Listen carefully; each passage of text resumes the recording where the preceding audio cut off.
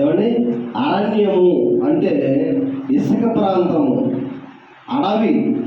ఈ ప్రదేశంలో ఒక గ్లాసుడు మంచినీళ్ళే దొరకవు. ఏమా? అరణ్య ప్రాంతంలో, ఎడారి ప్రాంతంలో ఒక చుక్క మంచినీళ్ళు కూడా దొరకని ప్రదేశంలో ఏమా ఒకే ఒక్క ద్రాక్ష పండు దొరికితే ఎలా ఉంటుందంట? ఆలోచించండి. అంటే గొంతుకి ఎండిపోయినప్పుడు, ఎడారిలో నాలుగు మీద నీళ్ళు చుక్కే లేనప్పుడు, నీరు కోసం ఎదిగినప్పుడు ఒక పండ్లని, మంచి తీయటి ద్రాక్ష పండు ఒకటి దొరికితే ఎలా ఉంటుంది? అలాగా లోకమంతా దేవుడు భూతత్వం వేసి నెతికినప్పుడు, నీతిమంతుల కోసం దేవుడు నెతికినప్పుడు, ఆ రోజుల్లో పిల్లరా మనుషులందరూ కూడా విగ్రహాల వైపుకు తిరిగిపోయిన రోజులు, అన్యులుగా ఉన్న సమయంలో దేవుడు వెతికాడంట ఫస్ట్ ఎవరిని? ఇస్రాయేల్ కాకముందు ఇస్రాయేల్లో ఉన్న విత్తనాన్ని వెతికాడు దేవుడు. ఆ వెతికితే ఎడారిలో ద్రాక్ష పండు దొరికినట్టు ఒక ఆయన దొరికాడంట. చూడండి ఎంత బాగుంది, చదువుమ్మా. అరణ్యంలో ద్రాక్ష పండు దొరికినట్లు ఇశ్రాయేలు వారు నాకు దొరికి చిగురు పెట్టు కాలమందు అంజూరపు చెట్టు మీద తొలి ఫలము దొరికినట్లు మీ పితరులు నాకు దొరికిరి అని చెప్తున్నాడు దేవుడు. అమ్మా, చిగురు పట్టినప్పుడు అంజూర పండు ఒకే ఒక పండు దొరికినట్లుగా, తీయటి పండు దొరికినట్లుగా, ఎడారిలో వెతుకుతున్నప్పుడు మంచినీరు చొక్క దొరకని ప్రాంతంలో ఒక తీయటి గురువులుగా ఉన్న ఒక ద్రాక్ష పండు దొరికినట్టుగా ఎవరు దొరికారటమ్మా? దేవుడికి ఎవరు దొరికారు? ఇశ్రాయేలు వారు దొరికారంట. ఎవరు అయినా అంటే అమ్మ, ఒకసారి హెబ్రీ పత్రిక 11వ అధ్యాయం 8వ వచనం చదువుకుందాం.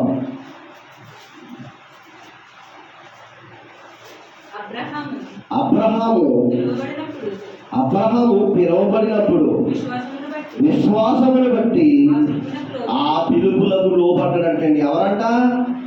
అమ్మా, ఎడారిలో చుక్క మంచినీళ్ళు దొరకని ప్రదేశంలో వెతుకుతూ చెక్ చేస్తుంటే, అమ్మా ఆశతో ఎదురు చూస్తుంటే, నోరెండిపోయిన వాడికి ద్రాక్ష పండు దొరికినట్లుగా ఒక పండు దొరికిందంట ఎడారిలో. ఏం పండు అది? ద్రాక్ష పండు. ఎక్కడ దొరికింది? ఎడారిలో దొరికిందంట. ఆ ద్రాక్ష పండు ఎవరంట? ఇశ్రాయేలు వారికి తొలి విత్తనం. ఇశ్రాయేలు అని పేరు ఎక్కడి నుంచి వచ్చిందా అంటే ఆ విత్తనమే అబ్రహాము. చూసారా? దేవుడు వెతికాడంట. ఎడారిలో, అరణ్యంలో వెతికితే మంచినీళ్ళు, చుక్క మంచినీళ్ళు దొరకని ప్రదేశంలో ద్రాక్ష పండు దొరికితే ఎంత ఆనందపడిపోతారో. ఆ ప్రాంతంలో పూర్వకాలంలో భయంకరమైన విగ్రహాలకు మొక్కుతున్న కాలంలో దేవుడు వెతికాడంట. ఎలా వెతికాడంట? అరణ్యంలో వెతికినట్టు వెతికితే ఒకే ఒక్క ద్రాక్ష పండు దొరికినట్టుగా దేవునికి అబ్రహాము దొరికాడంటండి. చదువు ఎంత బాగుంటాడు. అబ్రహాము పిలువబడినప్పుడు విశ్వాసమును బట్టి, అద్దుకోండి, అబ్రహామును పిలిచాడంటే దేవుడు. అమ్మ తీసారా? హోషే గ్రంథం 9వ అధ్యాయము 10వ వచనం, హెబ్రీ పత్రిక 11వ అధ్యాయము 8వ 6వ వచనం కూడా చదువుతాం ఒకసారి. అద్దుకోండి, విశ్వాసము లేకుండా దేవునికి ఇష్టడై ఉండుట అసాధ్యం అంటండి. ఏం లేకుండా? విశ్వాసం లేకుండా అరణ్య ప్రాంతంలో, ఎడారి ప్రాంతంలో వెతుకుతున్నప్పుడు ఒక ద్రాక్ష పండులాగా దేవుడికి ఎవరు దొరికారు? ఇశ్రాయేలు వారు దొరికారు. ఆ ఇశ్రాయేలుకి తొలి బీజం ఎవరంటే అబ్రహాము. అబ్రహాము నుంచి పుట్టుకొచ్చిన సంతానము యాకోబు. యాకోబు నుంచి పుట్టిన వారే ఇశ్రాయేలు వారు. మీకు అర్థమైందా? ఇప్పుడు ఈ ద్రాక్ష పండు ఎవరయ్యా అంటే అబ్రహాము. ఎక్కడ దొరికాడు అంటే కల్దీల ప్రాంతంలో, ఊరా అనే ప్రాంతంలో. అమ్మా, ఈయన కుటుంబం విగ్రహాలు అమ్ముకునే కుటుంబం అనమాట. ఎవరిది? అబ్రహాం తండ్రి ఏం చేసేవాడంట? విగ్రహాలు అమ్మే కుటుంబం అనమాట. విగ్రహాలను అమ్ముకునే కుటుంబంలో పుట్టాడు ఈ అబ్రహాము. దేవుడు అబ్రహాముని పిలిచాడంట. చదువు ఎంత బాగుంది. 8వ వచనం. అబ్రహాము పిలువబడినప్పుడు విశ్వాసమును బట్టి ఆ పిలుపుకు లోబడ్డాడంటండి. ఎప్పుడు ఏ ప్రాంతంలో? ఒక ప్రాంతంలో మొట్టమొదటి అడుగు మనిషి అడుగుజాడ పడనప్పుడు, విశ్వాసానికి అడుగుజాడ పడనప్పుడు ఇశ్రాయేలుకి మొట్టమొదటి బీజం అబ్రహాము. అప్పట్లో విశ్వాసం అంటే ఏంటో కూడా మనుషులకు తెలియదు. పైగా ఈ కుటుంబం ఎవరు? విగ్రహాలనే నమ్ముకునే కుటుంబం, అన్యుల కుటుంబం. అప్పటికి వీళ్ళ కుటుంబమే విగ్రహాలు అమ్ముకునే కుటుంబం. ఆ విగ్రహాల కుటుంబంలో నుండి కడిగిన వచ్చేవ లాంటి మనిషి అబ్రహాము. ఆ కుటుంబంలోనే, ఆ కుటుంబానికే ఆశీర్వాదకరంగా అబ్రహాం ఉన్నాడు. అబ్రహాన్ని దేవుడు పిలుచుకున్నాడు. అబ్రహామును దేవుడు పిలిచినప్పుడు ఆ పిలుపుకు లోబడిపోయాడంటే, దేవుని పిలుపుకి ఏమైపోయాడట? అబ్రహాము లోబడిపోయాడట. 6వ వచనం చూడండి. అసలు ఆ పిలుపుకు కారణం ఏంటి? ఆ పిలుపుకి ఎలా లోబడ్డాడంటే, విశ్వాసము లేకుండా, అదిగోండి, విశ్వాసము లేకుండా దేవుడికి ఇష్టడై ఉండుట ఏ మనిషికి అసాధ్యం అంటండి. అసలు అంటే అబ్రహాంకి ఫుల్లుగా ఏముందంట? విశ్వాసం ఉందంట. విశ్వాసంతో నింపబడ్డాడు అబ్రహాము. దేవుడి యొక్క ఉన్నతమైన పిలుపుకి వెంటనే తలంచాడు, వెంటనే విలువించాడు. చదువు ఇప్పుడు ఎంతో వచ్చిన అబ్రహాము పిలువబడినప్పుడు విశ్వాసమును బట్టి ఆ పిలుపునకు లోబడి తాను స్వాస్థ్యముగా పొందబోచున్న ఆ దేశమునకు, ఆ ప్రదేశమునకు బయలు వెళ్ళాడండి. మరియు అదిగోండి, ఎక్కడికి వెళ్ళాలో కూడా తెలియదంటండి అబ్రహాంకి. దేవుడు ఎందుకు వెళ్ళమన్నాడు? ఎవరి కోసం వెళ్ళమన్నాడంటే, ఇశ్రాయేల్ ప్రజలకు కానాను దేశాన్ని, పాలు తేనెలు ప్రవహించే దేశాన్ని స్వాస్థ్యముగా ఇవ్వడానికి అక్కడికి వెళ్ళమన్నాడు. ఎక్కడికి? కానాను దేశం. అక్కడికి వెళ్ళినప్పుడు అబ్రహాము, తన భార్య, తన తమ్ముడు కుమారుడు లోతు, వీళ్ళ మాత్రమే అక్కడ బయలుదేరి వెళ్ళాడు. వెళ్ళినప్పుడు చీకటి ప్రదేశంలో దేవుడు వెళ్ళమన్నాడు, వెళ్ళిపోయాడు అంతే. కానీ ఎక్కడికి వెళ్ళమన్నాడో, ఎందుకు వెళ్ళమన్నాడో, ఏ పని మీద వెళ్ళమన్నాడో అబ్రహాంకి తెలీదు. అబ్రహానికే తెలియనప్పుడు అబ్రహాం కుటుంబానికి ఏం తెలుస్తుంది? తెలీదు. కానీ అబ్రహాము దేవుని మాటకి విధేయుడై ఆ పిలుపునకు లోబడి ఆ ప్రదేశానికి వెళ్ళాడు. ఆ ప్రదేశానికి దేవుడు ఎందుకు వెళ్ళమన్నాడంటే, అబ్రహాము కుటుంబం విస్తరిస్తుంది. ఎలా విస్తరిస్తుందో తెలుసా? మనం గోదావరి ప్రాంతంలోకి వెళ్ళినప్పుడు ఇసుక దోషుడితో తీసినప్పుడు మీ చేతికో దోషుడు ఇసుక ఇచ్చి లెక్కేటమంటే లెక్కగలరా? మీ చేతికి దోషుడితో ఇసుక ఇచ్చి లెక్కేటమంటే లెక్కెట్టగలరా? మీరు ఎలాగైతే లెక్కట్టలేరో, ఇశ్రాయేలుగా అబ్రహాం నుంచి సంతానం వస్తుంది. ఆ సంతానం ఎలా ఉంటుందంట? ఇసుక రేణువులంత విస్తారంగా ఉంటుందంట. అంటే ఇసుక లెక్కింప సౌఖ్యము కాకుండా ఎలాగైతే ఉంటుందో, ఇసుక అంత విస్తారంగా ఇశ్రాయేలుగా మారబోతున్నారు. అర్థమైంది ఇప్పుడు మీకు? ఎవరు? అబ్రహాము నుంచి వచ్చిన సంతానం ఇశ్రాయేలీలు ఇసుక రేణువులంత విస్తారంగా ఏమవుతున్నారు? వృద్ధి చెందుతారు. అందుకు దేవుడు ఆ కానాను దేశాన్ని ఆ ఇశ్రాయేలుకి గిఫ్ట్గా ఇస్తాడు. ఇవ్వడానికి అక్కడికి ఆ ప్రదేశాన్ని చూడమనడానికి అబ్రహాముని వెళ్ళమన్నాడు. వెళ్ళమన్నప్పుడు అబ్రహాముకి ఎక్కడికి వెళ్ళమంటున్నాడో, ఎందుకు వెళ్ళమంటున్నాడో తెలియదు. కానీ ఎందుకు వెళ్ళాడు అంటే, అబ్రహాములో ఒకే ఒకటి ఉంది. ఏంటది? విశ్వాసము. ఏముంది అబ్రహాంలో? విశ్వాసం ఒకటే ఉంది. ఎందుకు వెళ్ళమన్నాడో, అసలు ఏముందో ఏమీ తెలీదు. దేవుడు వెళ్ళమన్నాడో వెళ్ళాడంతే. చూడండి, అసలు అదే మనం అయితే దేవుడు మనకు దర్శనంలో కనబడి, నాయన పలానా ప్రదేశంలో పసివేదలు వెళ్ళమంటాను, మీరు వెళ్ళంటాను అనుకో, ప్రభువా ఎవరింటికి వెళ్ళాలి? చీకటి అయిపోయింది కదా ప్రభువా, ఈ టైంలో ఎందుకు? పొద్దున్న వెళ్తాం ప్రభువా. ఇలాంటి ప్రశ్నలన్నీ అడుగుతుంది దేవుడు. కానీ అబ్రహామా నేను వెళ్ళమన్న ప్రదేశానికి నువ్వు వెళ్ళాడు అంతే. వెళ్ళమన్న వెంటనే ఆ మాటకు లోబడిపోయాడట. దేవుని మాటకి ఏమైపోయాడు? కట్టుబడ్డాడు. వెళ్ళమన్న ప్రదేశానికి ఎందుకు, ఏమిటి, ఎలా, ఏమీ అడగలేదు. వెళ్ళమన్నాడు, కుటుంబాన్ని తీసుకుని వెళ్ళిపోయాడు అంతే. అది అబ్రహాము కుటుంబానికి ఆ కానాను ప్రదేశము వాగ్దాన దేశం ఇవ్వడానికి దేవుడు వెళ్ళమన్నాడు. అప్పటికి అబ్రహానికి సంతానం లేదు. ఎవరు లేరు?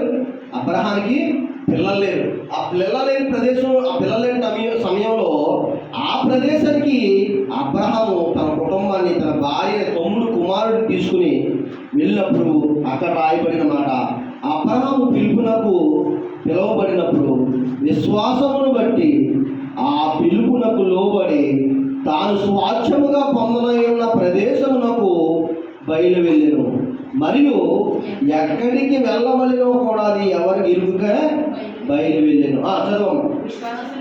విశ్వాసమును బట్టి అతడును అతనితో ఆ వాగ్దానములకు సమాన వారసులైన ఇస్సాకు, యాకోబు అనువారు ఆ గుడారంలో నివసించుచు చాలమ్మ.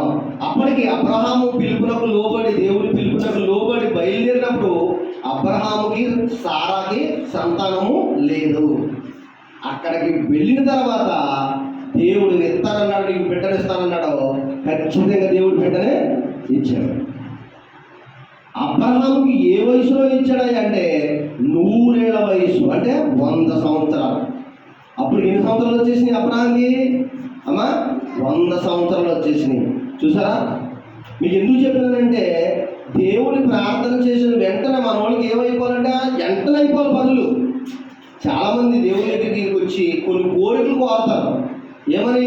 మా అబ్బాయికి పెళ్ళి అవ్వాలి, మా అబ్బాయికి ఏం కావాలా? పెళ్ళి అవ్వాలి. ఏమవ్వాలి? వెంటనే ప్రార్థనకు వచ్చే ఫస్ట్ వారం వస్తే 2వ వారంలో పెళ్ళి అయిపోవాలి. కానీ అబ్రహాముకి దేవుడు మాట ఇచ్చాడు. 100 సంవత్సరాల దేవుడు మాట కోసం ఎదురు చూశాడు అబ్రహాము. ఎందుకంటే నేను నమ్మిన దేవుడు నా మాట తప్పడం, ఇచ్చిన మాట తప్పని దేవుడిని నమ్ముకున్నాను నేను. దేవుడు మాట ఇచ్చాడంటే ఆ మాటకే కట్టుబడి ఉంటాడు. మాట తప్పని దేవుడిని నమ్ముకున్నాను నేను అని ఎన్ని సంవత్సరాలు ఎదురు చూశాడమ్మా? 100 సంవత్సరాలు, 100 సంవత్సరాలు ఎదురు చూశాడు. అబ్రహాముకి నిరీక్షణకి 100 సంవత్సరాల ఆయుష్. అబ్రహాం విశ్వాసానికి పరీక్ష 100 సంవత్సరాలు. ఏమండి? మధ్యలో అబ్రహాము అవిశ్వాసంగా మారలేదు, అబ్రహాంలోకి అవిశ్వాసం రాలేదు. చూసారా? ఎదురు చూశాడు, 100 సంవత్సరాలు ఎదురు చూశాడు. ఇదేంటి, నేను ముసలోనే అయిపోయింది కదా, ఇక నాకు బిడ్డలు ఏం కొడతారు అని అనుకోలేదు. అనుకోకపోయినా శక్తి సాధనప్పటికీ బిడ్డలు ఇవ్వడానికి దేవుడు అబ్రహాంకి వయసు లేకపోయినా, శక్తి లేకపోయినా, సారాకి గర్భం అంటే పురుడు పోసుకోవడానికి శక్తి లేకపోయినా దేవుడే శక్తి ఇచ్చాడు. అబ్రహాంకి అది ఇచ్చారమ్మా? దేవుడే ఆ శక్తిని ఇచ్చాడు. అబ్రహాముకి బిడ్డల్ని ఇచ్చాడు. ఆ బిడ్డలు ఎలాగయ్యారంటే ఇసుక రేణువులంతా విస్తారంగా వర్తిల్లిపోయారంట. చూసారా? ఆ దేశాన్ని దేవుడు అలాగే గిఫ్ట్గా వాగ్దానం చేశాడు. వాగ్దానం చేసినట్టుగా దేశాన్ని దేవుడు ఇచ్చాడు.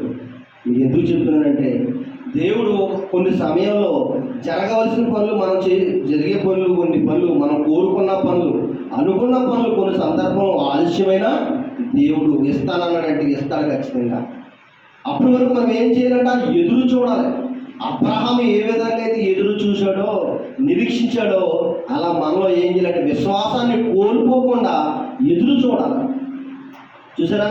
అలా ఎదురు చూశాడు, ప్రతిఫలం పొందాడు. అప్పట్లో దేవుడు ఎలా వెతికాడంటే అబ్రహాన్ని ఎడారి ప్రాంతంలో, చుక్క మంచినీళ్ళు దొరకని ప్రదేశంలో ఒకే ఒక్క ద్రాక్ష పండు దొరికితే ఎంత ఆనందంగా ఉంటుందో ఒక గ్లాసు మంచినీళ్ళు దొరకని ప్రదేశంలో ఒక ద్రాక్ష పండు దొరికితే ఎంత ఆనందంగా ఉంటుందో, దేవుడు అలాంటి ఎడారి ప్రదేశం లాంటి ఆ యొక్క విగ్రహాల ఆరాధన చేసే ఆ కాలంలో ఆ మనుషులు వెతికితే దేవుడు ఒక ద్రాక్ష పండు లాంటి అబ్రహాం దొరికాడంట. చూసారు ఎంత బాగుందో? ఆ పోలిక చూడండి ఎంత బాగుందో. ఎడారిగా ఉన్న ప్రాంతంలో, అన్యులున్న ప్రాంతంలో, విగ్రహారాధికులు ఉన్న ప్రాంతంలో వెతికితే దేవుని కోసం దొరికే ఒకే ఒక మనిషి దొరికాడంట. ఒకే ఒక్క ద్రాక్ష పండులా పోల్చాడు దేవుడు. ఎవరిని? అబ్రహాముని. ఎడారి ప్రాంతంలో దొరికిన ద్రాక్ష పండు. ఎడారి ప్రాంతంలో తొలిసూరిగా చిగురు పట్టిన అంజుర పొండుగా పోల్చాడు. ఆ అంజూర పండు లాంటి, ఆ ద్రాక్ష పండు లాంటి అబ్రహాము నుంచి అనేక మంది ఇశ్రాయేలుని దేవుడు తీశాడు. చూద్దాం, ఇంకో వచనం చూద్దాం. ఎబ్రీ పత్రిక హోషేయ గ్రంథము 10వ అధ్యాయము 12వ వచనం. నీతి ఫలించినట్లు మీరు అదిగోండి, విశ్వాసం అనే విత్తనం మీలో ఉండాలి. ఏ విత్తనం అది? విశ్వాసము అనే విత్తనం మీలో ఉండాలి. మీరు నీతి ఫలించేటట్లుగా, మీలో ఏముండాలంట? నీతి ఫలించేటట్లుగా. నీతి అంటే అమ్మా నీతి అంటే ఏంటి? అర్థమవుతా మీకు? నీతి అంటే ఏంటి? నీతి అంటే ఏంటి చెప్పలే. నీతి విశ్వాసం ఒకటి కాదు, మీరు బాగా అర్థం చేసుకోవాలి. విశ్వాసం అంటే దేవుని యందు భయభక్తులు కలిగి ఉండటం విశ్వాసం. దేవుడు మాట ఇస్తే ఏదైనా దేవుడు చేస్తాడో, దేవుడు ఖచ్చితంగా మన ప్రార్థన వింటాడో అనేది విశ్వాసం. మరి నీతి అంటే ఏంటంటే పిల్లరా, నీతి అంటే ఏంటంటే ఒకే ఒక మాటలో మీకు చెప్తున్నాను, తప్పు చేయకుండా ఉండటమే నీతి. మనకు అవసరం వచ్చింది కదా, మన కష్టాల్లో ఉన్నాం కదా, మన ఇబ్బందుల్లో ఉన్నాం కదా, మన సమస్యల్లో ఉన్నాం కదా, ఏదో రకంగా తప్పు చేసి ఈ కాలాన్ని ముందుకు ఎంటేద్దాం, మన అవసరాన్ని తీర్చేసుకుందాం అని అనుకుంటాం చూసారా, అది నీతి తప్పటం. బాగా ఆలోచించాలి. మనం దేవుని ముందు ఉన్నాం, మనల్ని దేవుడు చూస్తున్నాడు,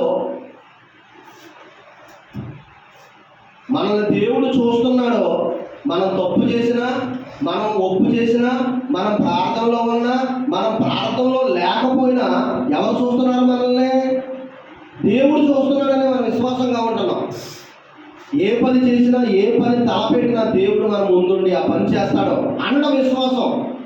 మన ప్రార్థన దేవుడు వింటున్నాడు, మన కష్టాలు కన్నీళ్ళు దేవుడు తుడుతాడు అనడం విశ్వాసం.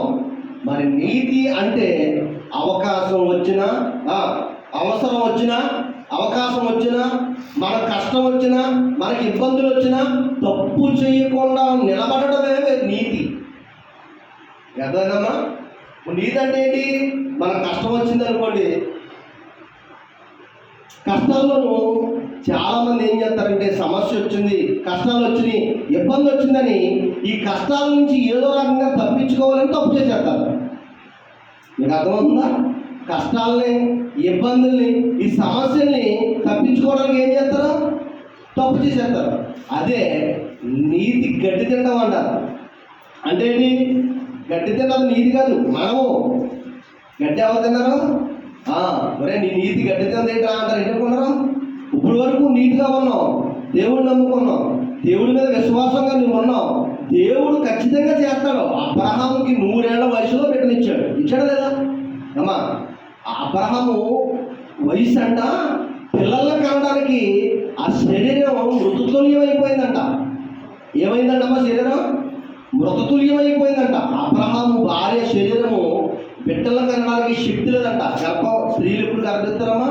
స్త్రీలకు ఎప్పుడు గర్భం వస్తుంది? వయసులో ఉండగా గర్భం వస్తుంది. 70 సంవత్సరాల వయసులో గర్భం వస్తుందా? మీరు ఎవరైనా చూసారు అలాగా? అబ్రహాము 100 సంవత్సరాలు అంటే ఇంచుమించు సారాకి 85 సంవత్సరాల దాకా ఉంటాయి. 80 సంవత్సరాల్లో ఒక స్త్రీకి గర్భం వచ్చింది అంటే అసలు ఆ గర్భం రావడం అసాధ్యం, రాదు. అంటే అమ్మా మృతతుల్యం అయిపోయిన శరీరము వదిలే ఆ పిల్లలు ఆడుకుంటుంది. ఆ శరీరం ఏమైపోయింది? ఆ శరీరం ఏమైపోయిందంటే బిడ్డలు కట్టడానికి శక్తి లేదు. అబ్రహాముకు కానీ, అబ్రహాము భార్యకు కానీ ఏం లేదు, బిడ్డలు కానీ శక్తి లేదు. అదే మృతతుల్యమైన శరీరము. బిడ్డలు కట్టడానికి శక్తి లేకపోయినా పరలోకం నుంచి దేవుడు శక్తినిచ్చాడు.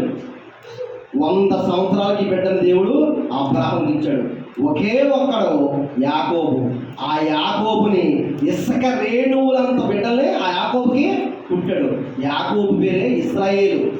యాకోబు పేరేంటి? ఇశ్రాయేలు. మీకు ఇంత ఖచ్చితంగా ఎందుకు చెప్తున్నాను? మీకు గుర్తుండిపోవాలి. యాకోబు పేరే ఇశ్రాయేలు. యాకోబు నుంచి అనేక మంది బిడ్డలు పుట్టారు. ఆ బిడ్డలు బిడ్డలు బిడ్డలు ఇసుక రేణువులంత విస్తారంగా మారిపోయారు. దేవుడు కానాను దేశం ఇస్తానన్నాడు, ఇచ్చాడా లేదమ్మా? మీరు బాగా ఆలోచించాలి. దేవుడు అబ్రహాంకి కానాను దేశం ఇస్తానని ఇచ్చాడా లేదా? ఇచ్చాడు. దేవుడు అబ్రహాం పిల్లలెంతనాడు ఇచ్చాడా లేదా? ఇచ్చాడు. మాట తప్పని దేవుడు. నువ్వు ప్రార్థన చేసినప్పుడు నాకు ఇది కావాలైనా, ఇది నాకు కావాలైనా ప్రభువా, ఎంతో ఇబ్బంది పడిపోతాను అన్నప్పుడు ఇస్తాడు. ఆలస్యమైనా ఇస్తాడు. మనం ఏం తప్పకూడదు ఈ మధ్యలో? ఆలస్యం అయింది కదా అని నీతి తప్పకూడదు, విశ్వాసాన్ని కోల్పోకూడదు. అదే అన్నాడు దేవుడు, నీతి ఫలించినట్లు. ఏం ఫలించాలంట? నీతి ఫలించినట్లు మీరు విత్తనాలు వేయండి. ఏ విత్తనం అంటది? నీతి ఫలించినట్లు మీరు ఏ విత్తనం వేయాలంట? మీరు భూమిలో పొయ్యి తీసి విత్తనం వేయమన్నాడు. ఏంటో విత్తనం? మీ నీతి ఫలించాలంటే ప్రేమ అనే విత్తనం వేయాలి. మీ నీతి ఫలించినట్లు విత్తనం వేయండి, ప్రేమను కోత కొయ్యండి. ఏ విత్తనం వేయాలంట భూమిలోకి? అమ్మా, ఏ విత్తనం వేయాలంట? మీ నీతి ఫలించాలంటే ప్రేమ అనే విత్తనం వేయాలంట. ఎక్కడ? ఆలోచించండి, ఎక్కడ వేయాలి? అమ్మా, మీ విశ్వాస జీవితంలో మీ నీతి ఫలించాలంటే గొయ్యి తీసి ఏం వేయాలంట? మీ మనసులో విశ్వాసం అనే విత్తనం, ప్రేమ అనే విత్తనం నాటండి. అది నీతి అనే ఫలాలు ఇస్తుందంట. బాగా ఆలోచించారా? మీ బిడ్డలకి, మీ కుటుంబానికి, మీ భర్తకి గుండెలో ఏం నింపాలి? విశ్వాసము, నీతి, ప్రేమ అనే విత్తనాలు ఎప్పుడైతే విత్తుతారో అవి ఏమవుతాయంట బయటికి? ఫలం ఫలించేటప్పుడు, కోత కోసేటప్పుడు అంట ఆ నీతి అనే కోత, నీతి అనే ఫలాలు వస్తాయంట. ఎంత బాగా చూసారా? ఇక్కడ దేవుడు అరణ్య ప్రాంతంలో ఎదిగినప్పుడు, ఎడారి ప్రాంతంలో ఒకే ఒక ద్రాక్ష పండు దొరికింది. మంచినీళ్ళు దొరక్క, ఒక గ్లాసు నీళ్లు చుక్క దొరక, నీళ్లు చుక్కనప్పుడు దొరకని ప్రదేశంలో వెతికితే ఒక ద్రాక్ష పండు ఎలా దొరికితే సంతోషపడతామో అలా ఒక పండు దొరికింది. ఏంటా పండు? అమ్మా, దేవుడు వెతికినప్పుడు ఒక పండు దొరికింది. ఏంటా పండు? ద్రాక్ష పండు. ఎవరా పండు? అది అలాగా మీ బుర్రలా పనిచేయదు. అందుకే సార్లు నేను నొక్కి నొక్కి చెప్తాను. ఎడారి ప్రాంతంలో వెతికినప్పుడు ద్రాక్ష పండులాగా ఒక పండు దొరికింది. ఆ పండు ఎవరో? అబ్రహాము. అబ్రహాము అనే పండు నీతి, ప్రేమ అనే విత్తనాన్ని వేశాడు. విశ్వాసం అనే విత్తనాన్ని వేశాడు. ఫలం ఏమొచ్చింది? నీతి అనే ఫలం వచ్చింది. ఆ ఫలమే యాకోబు. మీకు అర్థమైందా? ఫలం వచ్చింది. అబ్రహాం నుంచి ఫలం వచ్చింది. ఏటా ఫలము? నీతి, విశ్వాసము, యథార్థ అనే ఫలాలు మనం ఫలించాలి. మన హృదయంలో ఏం నాటాలి అంటే ప్రేమ, విశ్వాసము, నీతి. ఇవి మన హృదయంలో విత్తితే ఆ వచ్చే పంట ఏం పంట వస్తుందంట? ఆ పంట ఏమవుతామా? నీతి, ప్రేమ అనే పంట ఫలాలు వస్తాయి. మన కుటుంబంలో మన బిడ్డలకి ఏం చెప్పాలంటే ప్రేమ, నీతి, యథార్థత అనే వాక్యాన్ని మన బిడ్డలకి ఎప్పుడైతే మన కుటుంబంలో చెప్తామో నీతి అనే ఫలాలు కాస్తుంది. తప్పు చేయరు. అవకాశం వచ్చినా తప్పు చేయరు. అవసరం వచ్చినా తప్పు చేయరు. అవిశ్వాసం అన్నది వాళ్ళకే రాదు. కొన్ని సందర్భంలో మనకు కోరుకున్నది మనకు జరగనప్పుడు అడ్డ రూట్లో వెళ్ళకూడదు, రాంగ్ రూట్లో వెళ్ళకూడదు, రాంగ్ స్టెప్ వేయకూడదు, ఎదురు చూడాలి. అబ్రహాము 100 సంవత్సరాల నిరీక్షణకి ఎలాగైతే విశ్వాసంతో ఎదురు చూశాడో ఆ పని జరిగేంత వరకు ఎదురు చూడాలి తప్ప అడ్డ రొట్లు వెళ్ళిపోయి, తప్పు రొట్లు వెళ్ళిపోయి తర్వాత నేను సరి చేసుకుంటానంటే కుదరదు. రాంగ్ రూట్లోకి వెళ్ళకూడదు. దేవుడి కోసం ఎదురు చూసే బిడ్డలు విశ్వాసంగా దేవుడి కోసం ఎదురు చూస్తే దేవుడు ఖచ్చితంగా ఇస్తాడు. మనం అనుకున్నది ఇస్తాడు. అబ్రహాముకి బిడ్డలు ఇచ్చినట్లుగా దేవుడు అందరికీ అనుకున్నది దేవుడు ఇస్తాడు. కొన్ని సమయంలో ఆలస్యమైన ఎదురు చూడాలి తప్ప నీతి మనం తప్పకూడదు. ఏం తప్పకూడదమ్మా? నీతి తప్పకూడదు. అంతేకాకుండా మన హృదయంలో ప్రేమ అనే విత్తనాన్ని విత్తితే నీతి అనే ఫలం వస్తుందని దేవుడు చెప్తున్నాడు. మన కుటుంబంలో నీతి కోసం, యథార్థత కోసం, భక్తి కోసం, ప్రేమ కోసం ఎదురు చూడాలి. ఇలా ఎదురు చూసిన వారికి పరలోకం దేవుడు ఖచ్చితంగా ఇస్తాడు. తప్పు చేయకుండా నీతిగా ఉన్న వాళ్ళకి దేవుడు పరలోకం ఖచ్చితంగా ఇస్తాడు. ఈ చిన్న వాక్యం మన ఇంట్లో దేవుడు దీవించిన కాక ఆమేన్.